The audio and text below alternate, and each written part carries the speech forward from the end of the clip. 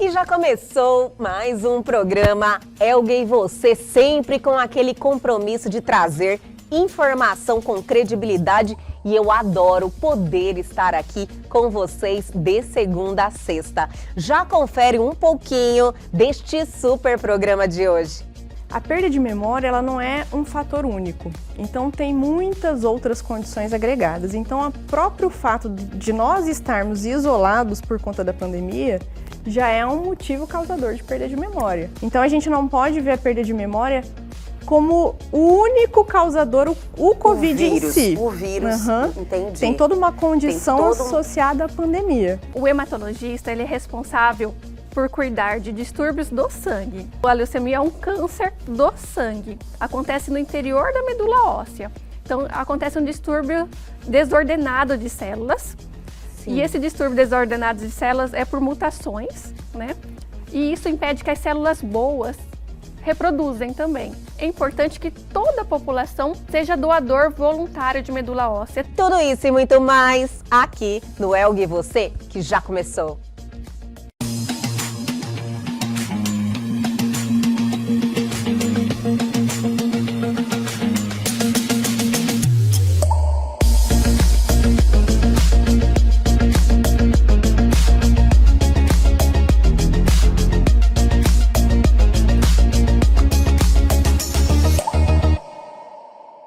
Para começar este programaço, minha gente, vamos trazer o nosso quadro que ressaltamos tudo que acontece aqui em Cuiabá, em Mato Grosso. Chegou a hora de Você em Evidência.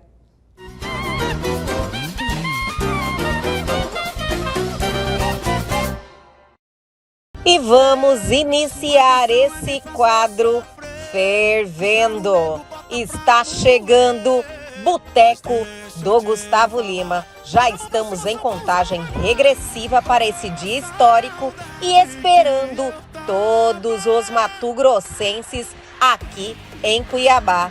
E nesse boteco, Gustavo Lima vem acompanhado de Eduardo Costa, Bruno e Denner, Matheus e Cauã. Simplesmente imperdível. Dia 11 de março está chegando, então corra na Prime Eventos, no Shopping Estação ou Shopping Três Américas e garanta o seu ingresso ou bangalô. Fala galera, tudo bem por aí? Tudo certo? Ó, passando aqui para deixar um abraço, um beijo para vocês e também agradecer a turma de Cuiabá, todos os fãs do Mato Grosso. Dia 11 de março vai rolar o Boteco Cuiabá. No primeiro dia de venda a gente vendeu 20 mil ingressos a todos os fãs do Mato Grosso, a galera de Cuiabá. 11 de março, Boteco Cuiabá, garanta o seu porque já vai esgotar. E não esquece, clica no link.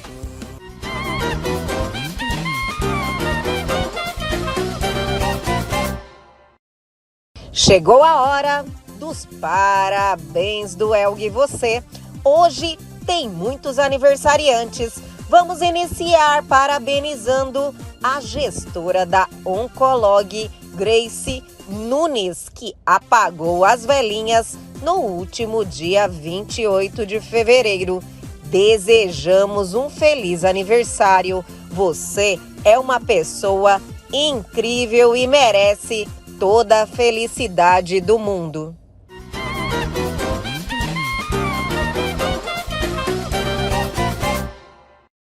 E hoje, dia 1º de março, é o dia da advogada e empresária Maísa Pelletti. O programa Elga e Você deseja muita saúde, paz e alegria para você e para toda a sua família.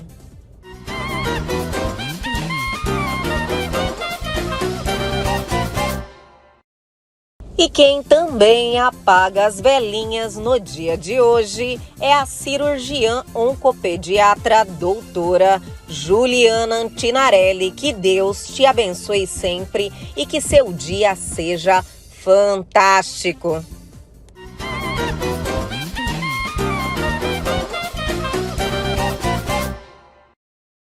E amanhã, dia 2 de março, quem está de aniversário é o super empresário de Primavera do Leste, Paulo Zene. Feliz aniversário, muita saúde, paz e prosperidade para você.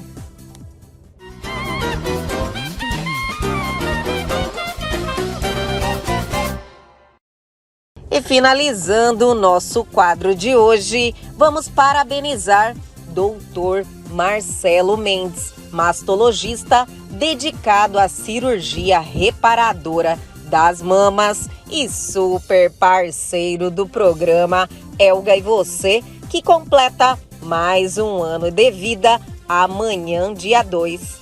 Que Deus ilumine sempre sua vida e te dê muita saúde, doutor.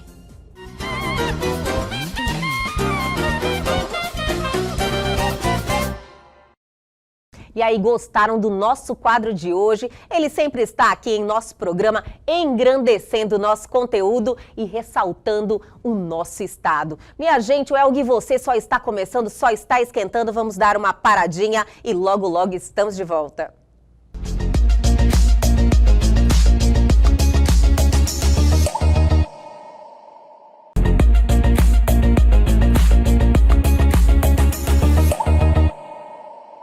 E agora, em nosso programa Elga e Você, vamos ter um bate-papo extremamente importante, minha gente. Eu acredito que uma hora ou outra vocês já ouviram falar sobre uma perda de memória pós-Covid. E hoje nós estamos recebendo a doutora Larissa Kozoff. Acertei, né, doutora? Neurologista. E é sempre um prazer tê-la aqui, doutora. Obrigada. Sempre com pautas maravilhosas e que ajuda muita gente que tem o prazer aí de assistir a entrevista com a doutora Larissa. Muito obrigada mais uma vez. Imagina, assuntos importantíssimos e super atualizados, né, que a gente traz aqui. Inclusive, a última visita da doutora, que nós fizemos a pauta sobre Alzheimer, né? Nossa, foi uma repercussão. E eu vi o quanto essa doença realmente está aí dentro da casa de muita gente, né, doutora? Todo mundo fica muito preocupado com a perda de memória, né? Sim. É o que faz a gente se movimentar e fazer a rotina do dia a dia. Então, quando uma pequena perda acontece, a gente logo percebe. Sim. E agora tem essa relação, né, doutora, que agora está comprovado que tem uma relação mesmo do Covid com essa perda de memória que vem acontecendo aí com muita gente. Então, isso foi comprovado, doutora? Então, Elga, desde lá do início da pandemia, em 2020, nós, neurologistas, a gente começou a perceber os pacientes chegando logo após, né, a infecção aguda, com essa queixa de perda de memória, que a gente não sabia ao certo o que estava acontecendo. Sim. Então, recentemente foi publicado um artigo mostrando pra gente, então comprovando algumas das coisas que a gente já vinha observando no dia a dia desde 2020. Entendi. Então, uma delas foi a comprovação de que o vírus, de fato, afeta o sistema nervoso central, então o cérebro, podendo causar perda da massa cinzenta, que é onde ficam os nossos neurônios, tanto em pessoas que tiveram Covid leve, né? Então aquelas que não foram internadas, ficaram em casa, como nos casos mais graves, que tiveram internações prolongadas, foram entubadas, passaram por aquele processo todo. Então a gente já sabe hoje que sim, o vírus em si, ele gosta do sistema nervoso. Olha só, então, infelizmente, antes era uma dúvida, né? Você falava, nossa, eu acho que eu estou um pouquinho mais esquecida, eu estou me confundindo um pouquinho, mas nesse caso foi comprovado, tem essa relação. É porque assim, a gente precisa pensar em dois pontos. A perda de memória, ela não é um fator único, então tem muitas outras condições agregadas. Então, o próprio fato de nós estarmos isolados por conta da pandemia já é um motivo causador de perda de memória. Jura, doutora? Sim, o isolamento. O isolamento. O ser humano não foi feito para viver só, né? Nós somos seres relacionais, né? A gente tem que se relacionar, né? Exatamente. Então, a pandemia em si já é um fator causal. Fora isso, a ansiedade. Ansiedade de quem pegou uma doença sem saber para onde aquilo ia seguir. Certeza. Né? Então, a preocupação de, será que eu vou morrer? Será que eu vou ter um AVC? Será que eu vou ter alguma outra coisa que me torne dependente de terceiros? Essa ansiedade causada pela doença também é motivo de perda de memória. Entendi. Fora depressão, que surgiu nesse Também. contexto todo. Então, a gente não pode ver a perda de memória como o único causador, o Covid em si. O vírus, entendi. Tem toda uma condição Tem todo associada à pandemia. Doutora, e essa perda de memória, ela pode evoluir? Ainda bem, não estamos vendo evoluir. Muito Olha, pelo contrário, a gente que está bom. vendo ela melhorar. Que maravilha! Então, assim, também é muito importante dizer que esse artigo que saiu recentemente, o que ele trouxe de novidade para a gente, de informação nova? Então, a gente já estava vendo pessoas jovens, de alta performance, trazendo essa queixa para a gente no dia a dia, mas esse trabalho pegou esses pacientes, testou, fez então uma bateria de testes neuropsicológicos e de fato observou objetivamente que há uma perda de memória. Então não é só o indivíduo autorrelatar para a gente que está com dificuldade na atenção, na concentração, mas não, eles conseguiram comprovar, esses pesquisadores, que tem sim uma pontuação menor nesses testes, que são testes validados internacionalmente, que a gente usa para tudo quanto é tipo de pesquisa nesse sentido. Então, mas pelo que a doutora falou, as pessoas observando essa perda de memória, precisa buscar um profissional o mais rápido possível? Precisa buscar um neurologista. Sim. Com certeza, porque existe não um tratamento medicamentoso, Elga, mas não existe para perda de memória em si, não aquela perda de memória que vem com ansiedade, com depressão, mas até para isso precisa procurar ou um neurologista ou um psiquiatra para a gente ver o motivo dessa perda de memória, né? E aí tratar conforme o motivo. Essa perda de memória que não vem conjuntamente com ansiedade e depressão, existe a reabilitação cognitiva para isso. Existe tratamento, sim. Olha, que bom, doutora, né? Porque é um diagnóstico difícil, né? Sem tratamento, e você fica, nossa senhora, será que isso vai evoluir? Mas o tratamento, então, não é medicamentoso, mas como é? É uma reabilitação com neuropsicólogo. Com neuropsicólogo. Então a gente precisa avaliar primeiro para ver qual é o tipo de plano a ser seguido. Então, a gente vai discutir com o paciente um plano terapêutico. Cada indivíduo é único, doutora? É único. É uma abordagem diferente? Exatamente. Entendi, doutora. Nossa senhora, porque a gente vê relatos de pessoas que realmente tiveram uma perda significativa. E aí eu penso, às vezes eu falo, nossa, será que é uma doença que acabou de desenvolver? Tipo, já existia e foi agravado pelo Covid? Não, é causado pela Covid. Muitas vezes, muitas vezes. Então a gente vê indivíduo novo. Isso aí não importa a idade. Não era uma queixa dele. E doutora, que essa variação, existe uma idade mínima ou até crianças?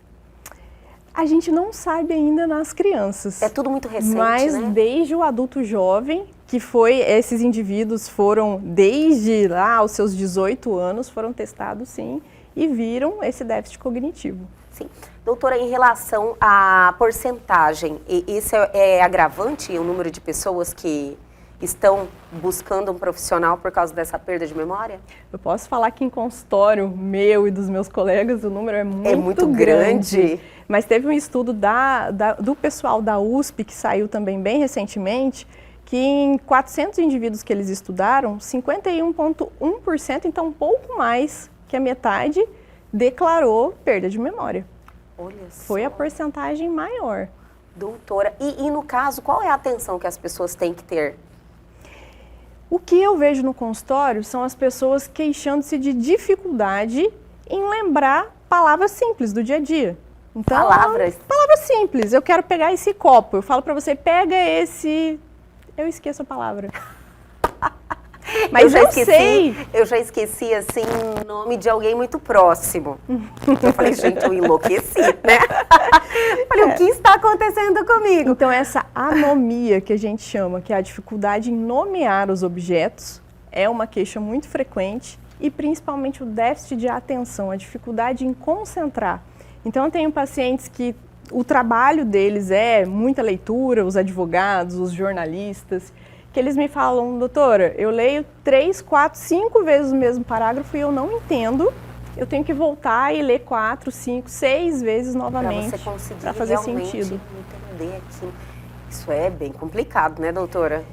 Impacta, né? Impacta na muito vida, grande. no dia a dia, no trabalho, impacta. Com certeza. E doutora, a pessoa que está com esse sintoma, ela busca um profissional, faz o tratamento e a grande maioria, ela tem uma melhora significativa? Elga, muita coisa a gente tem ainda para saber sobre o coronavírus, né? Sim. É uma doença uma relativamente doença nova. Uhum. Agora está sendo, tipo assim, agora que estão descobrindo tudo que todas as reações, né, pós-Covid, Exatamente. tudo o Covid que ela pode longa que a gente chama, que são Covid o quê? Covid longa. Covid longa. Porque já está mais do que comprovado que após a infecção aguda, existem vários outros sintomas que continuam acontecendo por um período de tempo que para cada um é um período diferente. Doutora, eu percebi também muitos relatos sobre aneurisma pós-Covid. Isso confere? Já tem alguma relação, algo comprovado? Aneurisma em si, não necessariamente, mas casos de AVC, AVC isquêmico, porque a gente sabe que o Covid causa um estado, né, pró-trombótico, sim, existem bastante relatos. Olha só, então todo mundo realmente que infelizmente teve o Covid, né, precisa ter mais atenção aí aos exames, ter a questão da prevenção, trazer com mais responsabilidade, né, doutora? Sim. Todo mundo que pegou o Covid tem que fazer aquela avaliação? Eu tenho a impressão, e eu acho que isso é da comunidade médica em geral, que futuramente a gente vai ver um pouco melhor o que tudo isso trouxe pra gente de consequência. Não aquela parte da infecção aguda em si, dos problemas respiratórios, mas muito mais do que isso. Porque, veja, se a gente tem uma pesquisa mostrando que o Covid afeta de fato a massa cinzenta cerebral, causando até uma diminuição do cérebro, então provavelmente a gente vai conhecer mais sintomas daqui a um tempo. Com o decorrer do tempo, né? Infelizmente, ainda 2 anos ainda é muito pouco, né? É muito pouco. Aprendemos a lidar com a doença. A vacina entrou aí, a gente está vendo aí um combate, né, contra essa pandemia. Estamos todo mundo muito esperançosos, porém a gente verifica que nós vamos ter que lidar com uma situação pós-Covid. Exatamente. E bem diferente desse quadro inicial. Então não, o Covid não é só uma gripezinha, não é. E muita coisa ainda está para surgir aí de respostas ao que a gente vê no dia a dia do consultório. Essa pesquisa foi interessantíssima porque eu confesso que acalentou um pouco, porque para a gente causava uma angústia muito grande um paciente jovem, né, alta performance, queixando-se de comprometimento cognitivo, de déficit de memória, sem nenhum outro sintoma relacionado, e a gente fazia os testes neuropsicológicos, evidenciava que de fato ele pontuava menos, que não era esperado para uma pessoa desse nível de escolaridade, dessa idade, e a gente não sabia o porquê. Então agora a gente pode fazer uma inferência de que pode ser que seja esse motivo, que o Covid, que o SARS-CoV-2 goste bastante mesmo, tenha essa... O sistema nervoso. Ele gosta do sistema nervoso, faça as alterações e é isso que a gente está vendo no dia a dia, um déficit cognitivo, uma ansiedade muito grande, porque os sintomas neuropsiquiátricos também vieram com toda a força, de pacientes que não tinham previamente, antes da infecção, ansiedade, depressão e que começaram a apresentar depois disso. Doutora, quando a doutora fala alta performance, então são pessoas assim que realmente usa muita memória, né? Usa muita memória para trabalhar, para os seus relacionamentos do dia a dia. Eu lembro que na outra entrevista, um dos pontos que a doutora observou bastante, aliás, chamou a atenção de todos, nesse comprometimento de você realmente malhar o cérebro, né, doutora? Tipo, você está andando em um caminho, você fazer um percurso diferente, você se ajudar nessas questões para fazer o seu cérebro trabalhar mais. Sim. Então, você evitar desenvolver uma doença de memória. Então, essas pessoas São fazem pessoas que muito estudam isso muito, e tiveram uma perda significativa. Uhum. Isso é preocupante, né, doutora? É muito preocupante. Quando você vê um colega médico, né, Sim. queixando-se, tem a empatia, né? Poxa, será que se eu pegar eu também vou ficar assim? A doutora não pegou ainda? Peguei. Peguei. Sim, mas cada indivíduo é único e cada um reage de uma forma, né, doutora? Sim, exatamente. E aí estão se discutindo, né? Quais seriam as pessoas que desenvolveriam, que teriam uma propensão maior em desenvolver. Existe já um parâmetro? Ainda não se sabe muita coisa sobre isso. Porque é difícil na medicina, né, doutora? Como acabamos de falar que Ainda cada não deu indivíduo tempo, é único. E ainda não deu tempo. Não deu tempo ainda? Ainda não, infelizmente, né? Porque quem sabe se a gente já conseguisse identificar quais indivíduos não desenvolvem e o que os protege, a gente poderia proteger todo mundo. Que maravilha. Doutora, existe alguma prevenção para isso? Prevenção não. Prevenção é não pegar o Covid e vacinar. Prevenção é não pegar o Covid. Essa é a prevenção atual. Vacine-se, não queira pegar o Covid, não é só uma gripezinha. Tá aí o Covid longa para mostrar pra gente que passou a infecção aguda, existem outros sintomas, a gente vem vendo isso com cada vez mais, uma frequência maior desses indivíduos dos nossos consultórios, com queixas múltiplas de uma dor generalizada, uma fadiga generalizada ao déficit cognitivo atrapalhando o dia a dia. Então, se eu posso sugerir, não pegue o Covid. Então, vacina. As pessoas têm que manter esse comportamento vigilante, né? Sim. Quanto mais tempo demorar para, se algum dia pegar, mas vai se saber mais, né? Exatamente. Porque a medicina está aí, os estudos estão, todo mundo empenhado, o mundo todo empenhado para descobrir, ter mais informação em relação a esse vírus. Quanto mais tempo segurar para pegar quem ainda não pegou, né, doutora? Evita melhor. Qualquer surpresa, né? Exatamente. Doutora, sempre é maravilhoso bater esse papo, é sempre interessante, importante, cheio de informação. E eu quero te fazer um convite, nós falamos sobre Alzheimer, mas nós poderíamos alinhar uma pauta também em relação ao Parkinson. Vai ser maravilhoso. Podemos marcar? Claro, com certeza. Então já vou pegar um horário na agenda da doutora para a senhora, você retornar aqui e a gente passar a informação sobre a doença de Parkinson. Que já solicitaram, já mandaram essa pauta. Uma sugestão de pauta, né, doutora? Não, tá ótimo. A gente vem, né, trazer informações, o que a gente puder falar de informações, né, de verdade, porque a gente está num mundo cheio de fake news, doutora. Mesmo que seja rápido, mas que a pessoa tenha uma informação de verdade. De qualidade. É maravilhoso. Eu acho que todo médico é muito empenhado nesse sentido. Com certeza. E a gente tem a oportunidade de ter profissionais como vocês lá da Vida Diagnóstico e Saúde, que é uma empresa maravilhosa, uma clínica maravilhosa, comprometida com a saúde. E a gente pode passar aí toda essa informação com credibilidade, né, doutora, para todo mundo que está nos assistindo. Então já está marcado, vamos só agendar ali o horário e o dia certinho. E aí a doutora retorna aqui. Muito obrigada, doutora. Obrigada, Elga.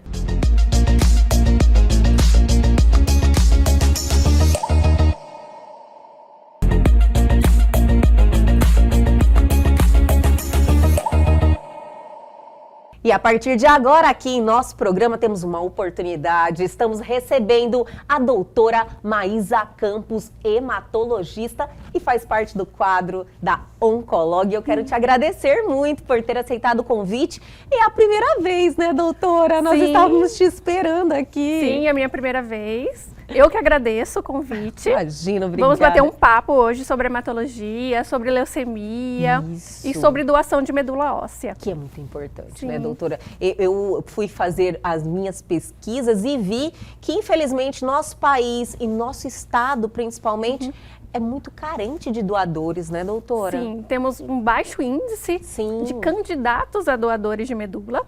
Então, isso aqui é para a população em si. A importância de ser candidato, porque a leucemia ela pode atingir qualquer pessoa. Salvar vidas, né, doutora? Isso. E às vezes é uma doação de medula que vai salvar aquela vida que pode estar em outro estado e às vezes até em outro país. Sim, eu tive informações que em outros países a doação é muito maior, as pessoas têm essa consciência e a gente precisa ter essa empatia, né, para uma pessoa que está ali passando por essa situação, fazer essa doação de... É só uma amostra de sangue, né, doutora? É só uma amostra de sangue, não vai fazer nada cirúrgico no momento. Sim. Vai pegar uma amostra de sangue do paciente e vai ver se é compatível para aquela pessoa que está com leucemia no momento, está precisando daquele transplante de medula. Sim. Doutora, eu quero reforçar bastante sobre essa questão da doação de medula, mas antes eu quero falar um pouquinho de você. A doutora é hematologista. Sim. E eu acho que o hematologista ainda é um profissional que confunde muito, né, as especialidades, Sim. né, doutora? O hematologista, ele é responsável por cuidar de distúrbios do sangue. Então, se o paciente tem anemia, distúrbios de coagulação, o paciente fez uma cirurgia, sangrou muito, o paciente fez uma extração dentária e sangrou muito, o paciente teve uma trombose na perna ou trombose em qualquer outro sítio do corpo, o hematologista tem que fazer a investigação. E se o paciente tem leucemia, mieloma múltiplo ou linfoma, é o hematologista que vai cuidar dessa área. Então tem as patologias que não são benignas, né? Isso, tem as malignas, as né? malignas. Que seria leucemia, linfoma e mieloma múltiplo. E tem a parte que é mais benigna, né? Que são os distúrbios de coagulação, anemia, plaquetas baixas, plaquetas elevadas. Então a gente faz uma pesquisa. Se o paciente tem alguma alteração no hemograma, desde anemia, desde distúrbio de plaqueta, desde o distúrbio de glóbulos brancos, ele tem que procurar o hematologista para fazer a investigação correta. Entendi, doutora. Nós acabamos aqui a campanha do Fevereiro Laranja, né? Isso. Inclusive, parabéns mais uma vez para vocês da Oncolog, que, olha, encabeçaram essa campanha, ressaltaram essa Sim. campanha, passaram muita informação. Uma campanha muito importante que trata justamente, basicamente, da leucemia e doação de medula. É isso, doutora? Isso mesmo. Então, nós vamos falar um pouquinho da leucemia. O que é a leucemia? A leucemia é um câncer no sangue. Todo mundo tem a medula óssea, conhecido como tutano, né? Doutora, a medula óssea ela é um órgão? A medula óssea, ela é como se fosse um órgão, Sim. onde é produzido as células do sangue. Então, pela hemoglobina, pelos glóbulos brancos, pelas plaquetas, é a medula óssea que é responsável. Entendi. Então, a leucemia é um câncer do sangue. Acontece no interior da medula óssea. Então, acontece um distúrbio desordenado de células. Sim. E esse distúrbio desordenado de células é por mutações, né? E isso impede que as células boas reproduzem também. Entendi. Então, o que o paciente vai ter de sintomas? Ele vai ter sintomas como fraqueza, cansaço, manchas roxas, Olha só. sangramentos no nariz, gengiva, ou se for mulher, menstruação com fluxo aumentado. Olha só. Pode ser, junto com esses outros sintomas, infecções de repetição. Então, basicamente, como se baixasse a imunidade. baixasse a imunidade. Entendi. E o paciente ficar mais suscetível às infecções, tanto de pele, podendo ser uma sinusite de repetição, uma pneumonia. Então, se o paciente tiver esses comemorativos, esses sintomas, é indicado fazer um hemograma. Entendi. E é indicado buscar o especialista. Sim. Doutora, na realidade, esses sintomas, você vai fazer uma verificação Isso, no médico isso. normal, é com um hemograma simples? Um hemograma simples, já vai ter alteração, provavelmente, Entendi. desse hemograma, que vai levantar para esse médico, pelo clínico geral, que pode ser uma leucemia. E o paciente vai ter, provavelmente, esses sintomas que eu estou conversando, apontando entendi. que pode ser uma leucemia. Aí ele direciona Sim. daí para o profissional. Provavelmente ele vai estar com uma plaqueta baixa, com anemia, com distúrbios dos leucócitos. Então, vai ter algumas coisas no hemograma apontando que é leucemia. Doutora, a doutora falou plaqueta baixa e me deu um alerta.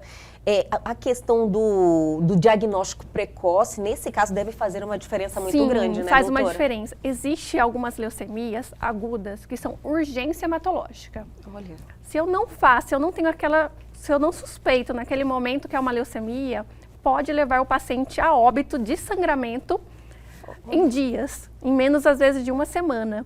Entendi. Então, algumas leucemias, na verdade, tem uma que chama leucemia promielocítica aguda, ela é comum em jovens e é uma leucemia que mais sangra. Nossa. E o diagnóstico precoce é essencial para o paciente ficar bem e saudável. Doutora, no meu conhecimento superficial, a gente tem uma ideia que as crianças, né, e os idosos são mais, que sofrem mais com leucemia. Isso aí procede, porque a doutora falou, geralmente esse tipo de leucemia ataca jovens. E eu ouvia mais falar de leucemia em idosos ou em crianças. Sim, a leucemia mais comum em crianças chama leucemia linfóide aguda. Então, existem subtipos de leucemias, né? Entendi. E 30% de todo tipo de câncer em criança, 30% é leucemia. Então, por isso que é tão, vamos dizer, um pouquinho mais comum na criança, Entendi agora. E o tipo mais comum é a linfóide aguda. No adulto e no idoso chama leucemia mieloide aguda. São diferentes, né? São diferentes, são tipos diferentes. O tratamento é diferente, com quimioterapias diferentes. Entendi. Então, basicamente, o que é comum em criança é leucemia linfóide aguda e que é comum no paciente jovem e no idoso é a leucemia mieloide aguda. Sim. A doutora falou de tratamentos, né? Falou inclusive da quimioterapia.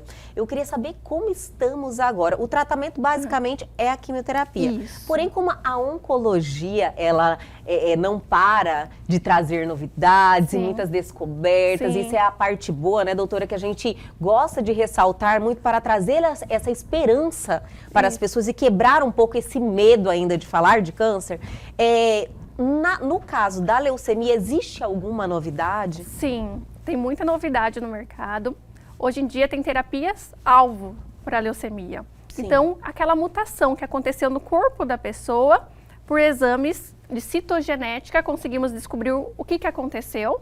E Sim. hoje em dia existe a medicação que vai lá nessa mutação e tenta impedir que essa mutação aconteça.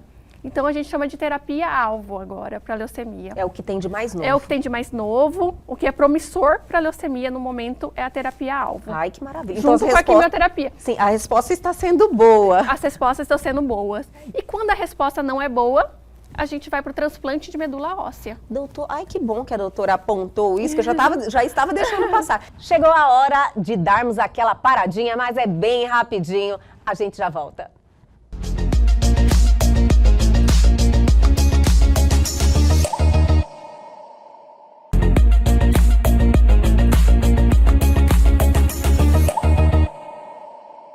Estamos de volta recebendo aqui hoje doutora Maísa Campos, hematologista lá da Oncolog, que está aí passando muita informação sobre leucemia e muito mais. Então, existe um tratamento e se o tratamento não atingir o objetivo, o resultado esperado, ainda existe a possibilidade de transplante. Isso mesmo. Entendi. Então, o transplante de medula óssea, ele é indicado em algumas situações. A gente, por meio do sangue, a gente consegue saber se a leucemia tem um prognóstico bom ou um prognóstico que tem um cariótipo, uma mutação diferente. Sim. Se ele tiver uma mutação diferente, uma mutação que pode ser que não responda à quimioterapia, nós já vamos conversar com esse paciente sobre o transplante de medula. Doutora, geralmente quando você vai buscar alguém para fazer esse transplante de medula, alguém compatível, primeiro você começa na família. Primeiro começamos na família. Se mãe e pai até 60 anos, nós conseguimos pedir para mãe e pai fazer a amostra. Sim. Normalmente, mãe e pai é 50% compatível. Mas irmãos, a chance de compatibilidade é 25%, então é baixo. Entendi. Tá? Olha, a ideia que eu tinha era diferente, doutora. É super baixo. E se existe alguns centros hoje no Brasil, se você não tem o irmão compatível, que é bem comum não ter o irmão compatível, e a mãe e o pai é jovem, tem alguns lugares que aceitam ser da mãe e do pai de ser 50% compatível. Entendi. Nossa, Estamos falando de transplante alogênico, que é quando de pessoas diferentes. Para leucemia, a gente usa esse tipo de transplante. Que existe uma diferença de transplante autólogo, que é da pessoa para a medula da própria pessoa, e o alogênico, que é diferente. Então existe a possibilidade da pessoa mesmo? Tem, mas a gente usa mais o transplante autólogo para linfoma. E assim, Eu entendi, só sim. entender que o transplante alogênico, ele é de uma pessoa diferente. Sim, eu entendi. E é muito difícil, até em banco nacional, onde eu estudei, que foi São Paulo, teve possibilidade de não achar ninguém compatível de irmãos, não achar no Banco Nacional e a gente busca no Banco Internacional. Aí veio medula internacional para o Brasil. E deu certo, o deu paciente certo. está ótimo. Olha, doutora, acompanha a paciente pelo Facebook até hoje. Olha que maravilha! Olha, e a gente pensa assim, nossa, um país diferente, com genética totalmente diferente do brasileiro. Sim. Você não imagina que isso vai acontecer e acontece. Isso. Então, é importante que toda a população cadastre-se. Né? Sim. Seja doador voluntário de medula óssea. É tão simples, é uma amostra de sangue, é 5 ml e o próprio hemocentro da sua cidade vai fazer a compatibilidade. E se for necessário, vai chamar o doador, a pessoa, quando estiver precisando. Olha, eu acho que o exemplo, doutora, constrói.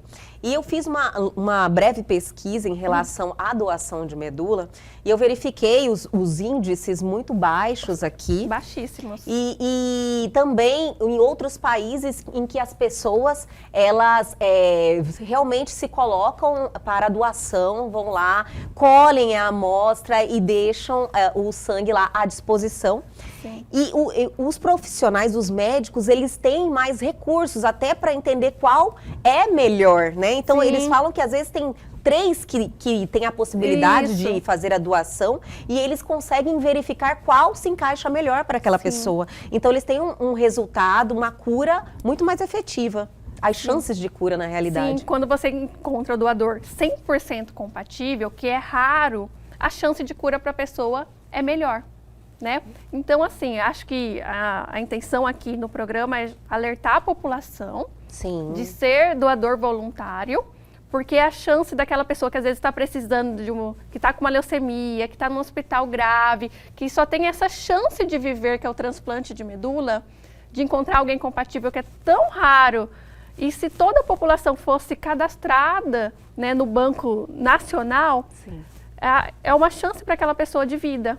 Né? Com certeza. É bom a gente reforçar, né? Porque às vezes quando aquilo ali não está acontecendo, ou com alguém próximo, ou na sua família, você não consegue pensar nas pessoas que estão passando por isso. Então, às vezes tem uma pessoa que está muito longe, que depende disso, do transplante, para viver, só que ela precisa encontrar alguém 100% compatível. Então, aqui é meu apelo para todo mundo cadastrar. Aqui em Cuiabá, o cadastro é feito no Hemocentro. Lá no Hemocentro. Entendi. Você tem que estar com boas condições de saúde, não tem nenhuma doença infecciosa, nenhuma doença autoimune e nenhum tipo de tratamento para câncer. Então, tem que ser uma pessoa que está no momento saudável e acima de 18 anos. Olha só, muito importante isso, reforçar que é só colher, né, doutora? Isso. Uma amostrinha de sangue não vai fazer, não vai na medula, não vai na medula, não vai fazer nenhum procedimento no momento, tá? É só uma amostra de sangue. E essa amostra de sangue vai ser analisada, vai ver como que é o HLA da pessoa e vai ficar guardada no nosso banco de sangue nacional. Se um dia precisar, você receberá uma ligação de telefone e vai ver como que está a condição naquele momento da pessoa que é doadora. Entendi. Doutora, para a doação, lógico que é anestesiado, tem todo um procedimento, que é algo também que as pessoas, o medo reprime as pessoas, né, doutora? Nós temos 2 possibilidades quando é chamado. Você foi escolhido, você é o doador daquele paciente que está lá em São Paulo, você está aqui em Cuiabá, vamos fazer de conta. Então, tem 2 possibilidades. Tem uma que é no centro cirúrgico e tem uma que não é no centro cirúrgico. Olha só. Que a gente só faz um estímulo, uma injeção na pessoa, 4 dias aproximadamente, e a gente insere um catéter na pessoa, passa por uma máquina e já é retirado a bolsinha de sangue que a gente precisa daquela pessoa. Então, não tem nenhum procedimento cirúrgico. Olha só. A gente chama isso de doação por aférese. Então, e é efetiva também? Efetiva igual a do centro cirúrgico. Olha que maravilha, eu também não tinha esse conhecimento. Hoje em dia a gente faz muito mais a por aférese, que não tem nada de centro cirúrgico, não precisa levar o paciente para uma cirurgia, para coletar a medula. Não é assim, hoje em dia a gente faz mais por aférese. Isso é maravilhoso, dizer que daí as pessoas assim vão quebrando esse receio, né, doutora, de fazer e colher essa amostra e se colocar disponível para uma doação. Isso. Doutora, falamos aí da leucemia, falamos da evolução em tratamentos eu acho assim, importante falar que de fatores de risco também, e no caso da prevenção, que a doutora falou que não tem prevenção, né, doutora? Não temos uma prevenção. Hoje em dia a gente recomenda que toda a população adulta faça pelo menos uma vez por ano um hemograma. Sim. Para o caso da leucemia aguda, então, se você tiver aqueles sintomas, como fraqueza, indisposição, manchas roxas de surgimento fácil, sangramento nasal, gengiva com frequência, infecções tanto na pele, pneumonia, outras infecções de repetição, é necessário que faça um hemograma. Então, esse é o nosso... É a prevenção, né? É o nosso sinal de alerta. Entendi. Então, se a pessoa tiver com alguma coisa que está diferente, perdendo peso, né, fazendo febre todo dia, e essas manifestações como fraqueza, manchas roxas de surgimento fácil, sangramentos espontâneos, faça um hemograma. Entendi. Se esse hemograma tiver alterado, esse hemograma tem que ser analisado pelo médico. Sim. E esse médico o médico clínico que está ali na porta tem que levantar a suspeita e chamar o hematologista. Fatores de risco, doutor, existe algum estilo de vida que favorece ou te coloca em algum risco de alguma forma? Existem alguns fatores como a exposição a benzeno, que tem mais predisposição à ter leucemia. Olha. O paciente que tem a síndrome de Down, ele tem uma prevalência aumentada à ter leucemia, principalmente na infância, né? E pacientes que já fizeram quimioterapia anterior. Então, Olha. se um paciente já fez uma quimioterapia prévia, ele tem uma chance maior de ter leucemia no futuro. Entendi. Então, isso aí já também tem que ficar São os fatores com esse de sinal de risco. alerta ligado, né? Tratar a sua saúde com muita responsabilidade. Isso. Aliás, todos nós, né, doutora? Eu acho que hoje ter essa responsabilidade, estar com seus exames em dias, ter um estilo de vida também favorável. E se você tiver essas manifestações, né? Já ter aquilo que vou fazer um hemograma. Sim. No caso dos pais também com as crianças, né? Sim. Levar frequente ao pediatra. Levar frequente ao pediatra. As mesmas manifestações que eu falei, e a criança tem muita dor óssea. Olha! Então, aquela criança que está queixando de dor óssea, estava surgindo roxo com frequência, sangramento com frequência, tanto nasal, gengiva, o surgimento dos roxos, febre, perda de peso, leve essa criança no pediatra. Tem que ter essa atenção, comportamento vigilante, né, doutora? Isso, qualquer coisa diferente, leva essa criança ao médico. Doutora, muito obrigada por esse bate-papo esclarecedor, por estar aqui. Eu sei que os seus horários apertada a sua agenda, né? É complicado. Então, esse tempo que você nos cedeu aqui vale muito para nós que estamos aqui e para quem está nos assistindo. Ótimo. Muito obrigada. E obrigada volte a você. Sempre. Obrigada a você. Volte sempre aqui no nosso muito programa. Obrigada, muito obrigada. Até a próxima. Até a próxima. E o nosso programa de hoje fica por aqui. Mais calma que amanhã tem mais Elgue Você. Perdeu algo? Quer entrar em contato com a gente? Atenção, oportunidade. Pegue seu celular agora e aponte a sua câmera ao QR Code que está aí na sua tela. Vá direto ao nosso canal no YouTube. Isso mesmo, está lá lindo, maravilhoso, cheio de conteúdo interessante esperando você. E essa entrevista já está lá à sua disposição. Ficou com alguma dúvida? Pode tirar todas elas diretamente em nosso canal e não esqueçam de se inscreverem. Aguardo vocês amanhã aqui na TV Pantanal, canal 22.1.